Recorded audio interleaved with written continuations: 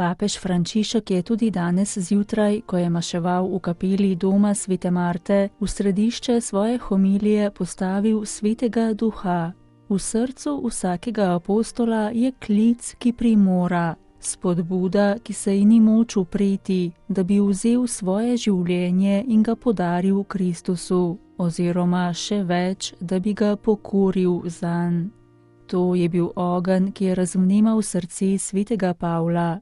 In je isti ogenj, ki gori v mnogih mladih, fantih in dekletih, ki so zapustili svojo domovino in družino ter so šli daleč na druge celine, da bi oznanjali Jezusa Kristusa. Misionar gre, ne da bi vedel, kaj ga čaka. Tako je bilo s svetim Frančiškom Ksaverjem in tako je bilo tudi s svetim Pavlom, ki je med slovesom zatrdil: Vem edino to, na kar me Sveti Duh v vseh mestih opominja, da me čakajo vezi in stiske.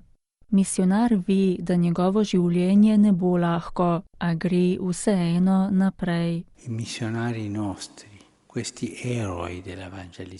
Naši misionari, ti junaki evangelizacije v naših časih. Evropa je druge celine napolnila z misionarji. Ti so odšli in se niso več vrnili.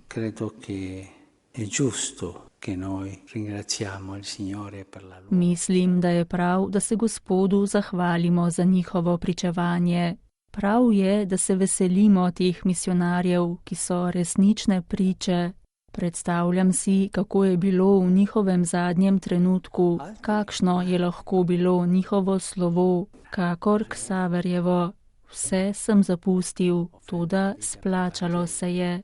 Odšli so v anonimnosti, drugi kot mučenci, kar pomeni, da so življenje dali za evangelij.